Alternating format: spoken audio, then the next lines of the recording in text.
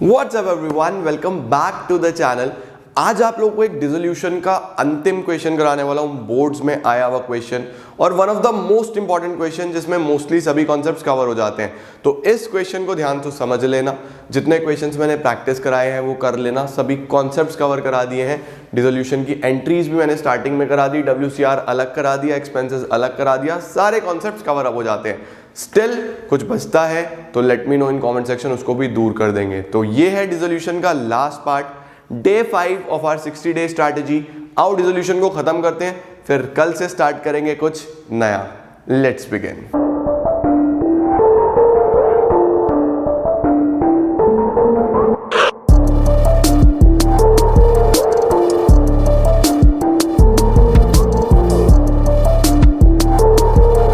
तो स्टार्ट करते हैं क्वेश्चन को और आप लोगों के सामने क्वेश्चन ये आ गया।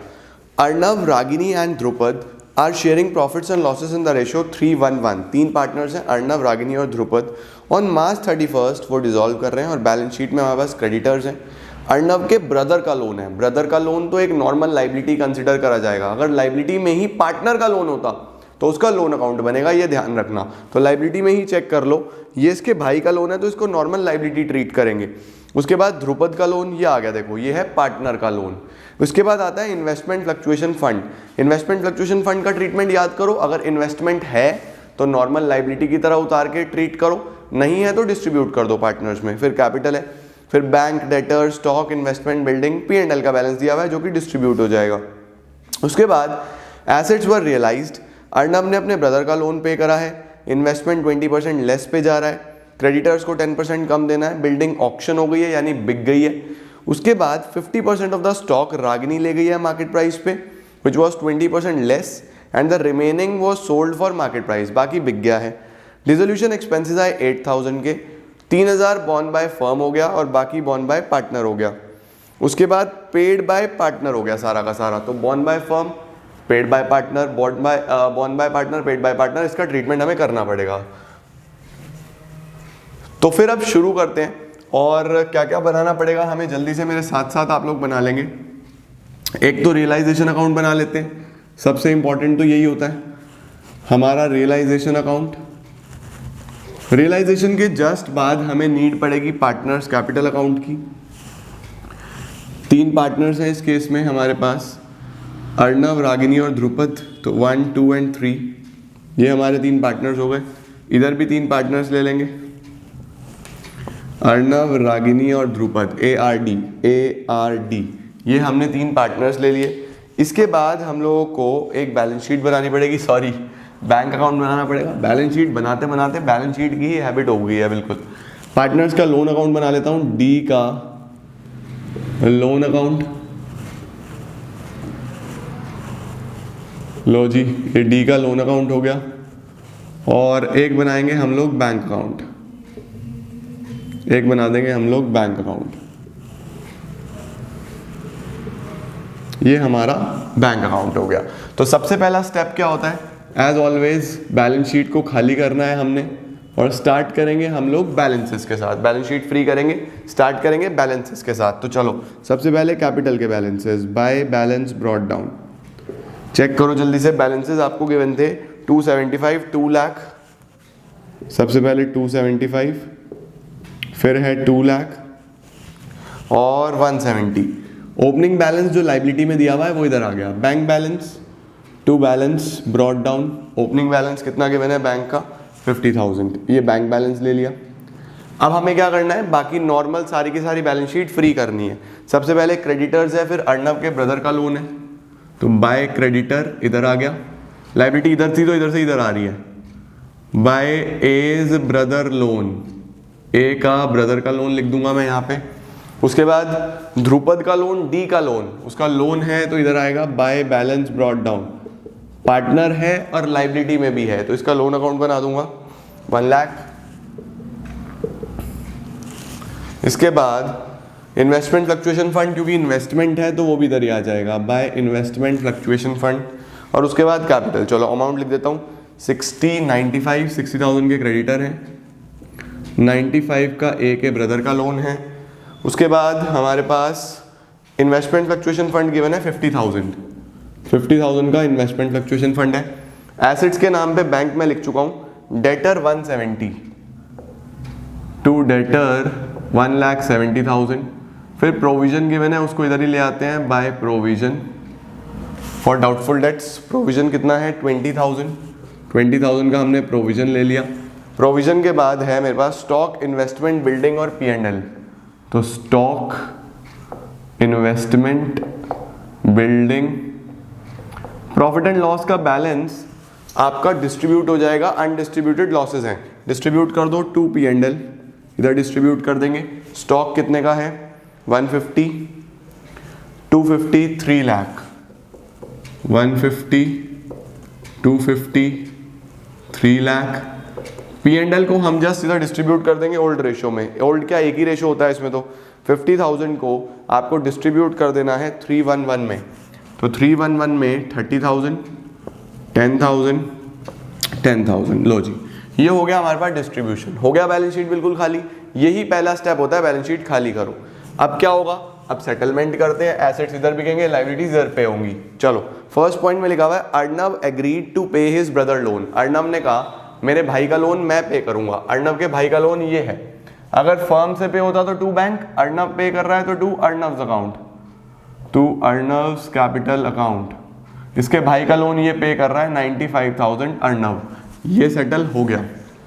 उसके बाद इन्वेस्टमेंट्स रियलाइज्ड 20% लेस। इन्वेस्टमेंट से 20% कम मिला है, तो बाय बैंक सबसे पहले इन्वेस्टमेंट लिख देता हूँ। इन्वेस्टमेंट से मिला 20% लेस। इन्वेस्टमेंट है 250 की, 250 का 20% हो जाएगा हमारे पास 50,000। तो 20% कम मिला है, यानी 2 लाख रुपीज इन्वेस्टमेंट का पैसा आया। अच्छा जी, इसके बाद creditor were paid at 10% less. Creditor pay करे हैं 10% लेस पे, तो टू बैंक यहाँ ब्रैकेट में शो कर देना क्रेडिटर 60,000 वाले 10% लेस है ना। यस, 10% लेस यानी 60 पर 10, 6,000 कम करके 54 में पे कर दो। 10% लेस, तो इसका 10% कम करके पे कर दो। Okay, then we have building was, Arnav ने इन्वेस्टमेंट हो गया, क्रेडिटर हो गया। Building was auction for 355। Important point, building auction का मतलब उसकी बोली लगा के बेच दी गई 355 में। बिल्डिंग थी कितने की, 3 लाख वाली, 355 में बिकी है। बट आगे लिखा हुआ है ऑक्शनर ने कमीशन ली है 5,000। ऑक्शनर की कमीशन है 5,000। तो जितनी भी ऑक्शनर की कमीशन होती है वो उस वैल्यू में से काट के पे करता है। सपोज मेरी बिल्डिंग है और ऑक्शन हो रही है, ऑक्शन में बिकी 355, ऑक्शनर की कमीशन बैठती है 5,000, तो वो मुझे उसका 355 पे नहीं करेगा, 350 देगा, अपनी कमीशन कट कर लेगा। तो 355 में से 5 हटा दो, 350 हमें बिल्डिंग के मिल जाएंगे। ठीक है, 50% of the stock was taken over by R at market price. 50% stock Ragini ले गई, तो स्टॉक का 50% कितना हो जाएगा 75,000। 50 और बचेगा 75, इसके बारे में क्वेश्चन अभी आगे बताएगा।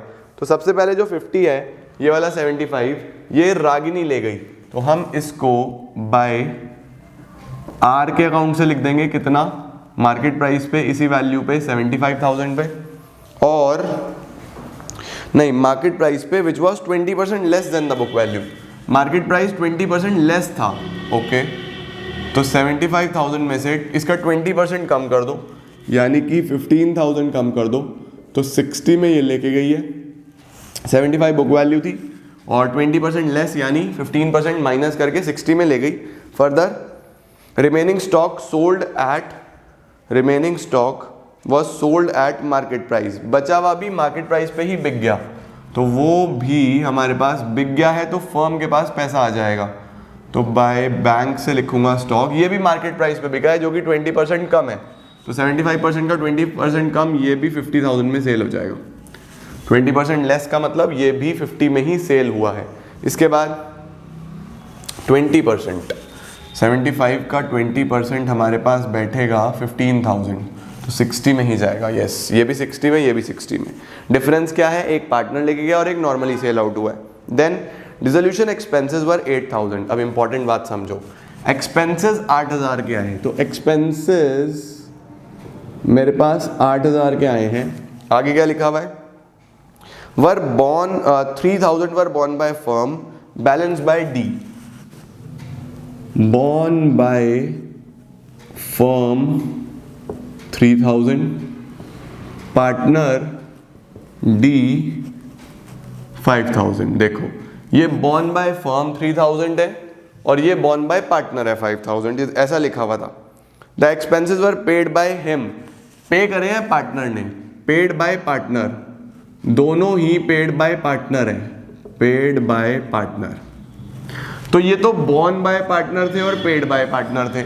5000 वाले born bye partner, paid by partner, तो उसकी कोई एंट्री नहीं होती है, पार्टनर का खर्चा उसने ही पे कर दिया, बात ही खत्म। लेकिन ये वाले जो बॉर्न बाय फर्म थे लेकिन पेड बाय पार्टनर है, खर्चा फर्म का, पे करा पार्टनर ने, तो रियलाइजेशन के डेबिट से हम उसको कंपनसेट करते हैं। तो डीज कैपिटल, इसकी एंट्री क्या होती है, मैंने आपको एंट्री लिखवाई थी, बॉर्न बाय फर्म की एंट्री होती है realisation debit to D's capital account, to partners capital account.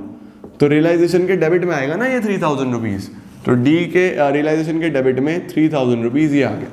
5000 क्यों नहीं आया, क्योंकि एंट्री होती है यहाँ पे अगर पार्टनर ही बॉर्न कर रहा है, पार्टनर ही पे कर रहा है, तो उसकी हम बुक्स में, फर्म की बुक्स में कोई एंट्री नहीं करते। ये तो बॉर्न बाय फर्म था तो रियलाइजेशन डेबिट होगा ही होगा, जो भी फर्म का खर्चा है वो रियलाइजेशन के डेबिट में ही आता है। ऑलराइट, ये भी हो गया हमारा। बस बाकी और तो कुछ लिखा नहीं है किसी चीज़ के बारे में। अब चेक करो क्या कोई आउटसाइडर लायबिलिटी रह गई है। क्रेडिटर पे हो गया है, ब्रदर का लोन पे हो गया है, फ्लक्चुएशन फंड का कुछ नहीं करना, प्रोविजन का कुछ नहीं करना, बस ये लोन पे करना है, डी का लोन। चलो कोई बात नहीं, ये भी पे कर देंगे। एसेट्स के बारे में, डेटर के बारे में कुछ नहीं बोला तो हम कुछ नहीं करेंगे, उसको जीरो कंसिडर कर लेंगे। जिस एसेट के बारे में कुछ ना बोला हो, जीरो। चलो अब हम सबसे पहले बस प्रॉफिट या लॉस निकाल लें। ओके, तो मुझे तो यहाँ पे इसका टोटल कर लो सबसे पहले, 350 और 6410, 6,10,000, तो ये हो गया। देख लेते हैं क्या आ रहा है हमारे पास। काफ़ी मिला जुला सा लग रहा है question. 1,70,000 plus 1,50,000 plus 2,50,000 plus 3,00,000 plus 95,000 plus 54,000 plus 3,000 minus 60,000 minus 95,000 minus 70,000 minus 6,10,000 minus 60,000।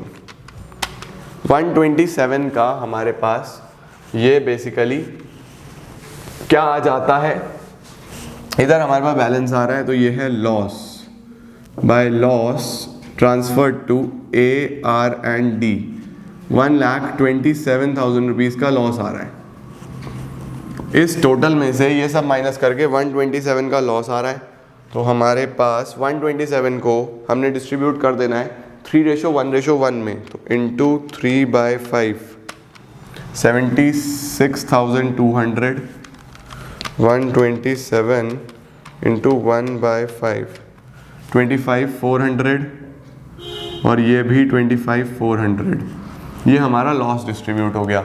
अब क्या काम करना है आपने, अब आपको स्ट्रेट फॉरवर्ड सीधा सीधा इस पर एक बार टोटल भी कर दूं इसका मैं, कितना आया था ये total, 170 plus 150 plus 250 plus 3,00,000 plus 95,000 plus 54,000 plus 3,000, तो टोटल आया है 10,22,000।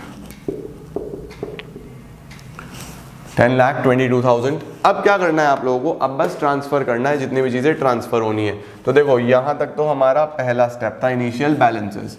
ये लॉस है, लॉस का काम भी बाद का है, पहले ये सब ट्रांसफ़र करते हैं। ये बैंक में, ये बैंक से कटेगा, इन सब का पैसा बैंक में आएगा। तो टू रियलाइजेशन 6,10,000, तो ये बैंक में आ गया सबसे पहले। आर के अकाउंट में 60,000, तो टू रियलाइजेशन आर के अकाउंट में 60,000, ये हो गया। उसके बाद ये लॉस भी ले आओ, टू रियलाइजेशन 76,200, 25,400, 25,400, ये भी हो गया। फिर ये ए का कैपिटल, ए के कैपिटल में इधर बाय रियलाइजेशन ए में 95,000 जो इसने अपने ब्रदर का लोन पे करा था, आई थिंक, यस। ये डी के कैपिटल में जाना है, डी में 3,000 रुपीज़ जो इसने फर्म का खर्चा पे करा है, और ये बैंक में जाएगा 54,000।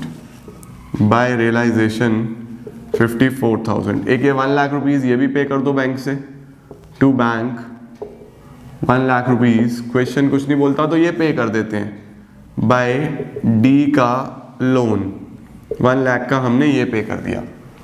बस अब आपको क्या करना है, अब आपको स्ट्रेट फॉरवर्ड यहाँ पे बैलेंस निकालना है कि कितना कितना पे करा जा रहा है तीनों पार्टनर्स को। तो देखते हैं, ए के पास था 275 प्लस 95,000, ये हो गया 3,70,000। 370 में से ये हटाना है, 370 माइनस 30,000 माइनस 76,200, 263,800, ये हो गया टू बैंक। ए का सेटलमेंट, बी का 2 लाख है, 2 लाख में से ये तीनों माइनस कर दो, 2 लाख माइनस 10,000 माइनस 60,000 माइनस 25,400, तो 1,046,000, 1,04,600, और ये 173 में से ये सब माइनस कर दो, 173 में से 10,000 और 25,400, 137,600 ये हटा दो। अब आपको क्या करना है, अब आपको बस सीधा सीधा इसको बैंक में ट्रांसफ़र करना है। तो बैंक से हमारे पास इधर आएगा by A by R by D, पूरा लिख देना, बाय एज कैपिटल अकाउंट, ऐसे ये 263,800 और 104,600 और 137,600। चलो जी, तो हमारे पास हो गया ये 137,600 प्लस 104,600 प्लस 263,800, ये होती है हमारी इम्तिहान की घड़ी। इम्तिहान की घड़ी क्यों, पता नहीं ठीक हुआ है या नहीं हुआ है।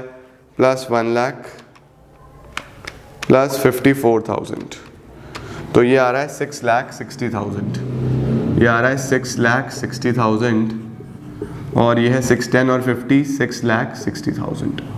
तो इस तरीके से हम लोग को ये क्वेश्चन करना होता है। बोर्ड्स में आया हुआ सवाल, बहुत इंपॉर्टेंट सवाल, मैंने जस्ट अभी सैम्पल पेपर्स में देखा था तो मैंने सोचा कि यार करा देता हूँ, मेरे पास इसका सॉल्यूशन होता तो मैं और जल्दी करा देता, मुझे कैलकुलेट ना करना पड़ता, बट क्योंकि इंपॉर्टेंट था, आप लोगों को कराना था, तो आई थॉट कि पहले यही क्वेश्चन कराऊँ।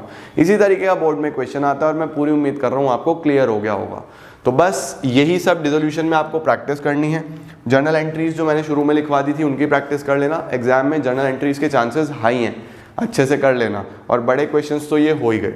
तो इसी तरीके से क्वेश्चन आने वाला है। Memorandum balance sheet is not a part of our syllabus for this year 2020 में, और 2020-2021 में हमारे पास मेमोरेंडम बैलेंस शीट का क्वेश्चन नहीं पूछा जाएगा अकॉर्डिंग टू CBSE। तो चलिए आज के लिए बस इतना ही। कल शुरू करेंगे एक नया चैप्टर, नई बुक शुरू करेंगे, आपको कराएंगे balance sheet, comparative statements, common size statements. This is it for today, thank you so much. और मुझे ये बताना कि किस किस को balance sheet, comparative, common size बिल्कुल ही नहीं पता, ABCD भी नहीं पता। Thank you.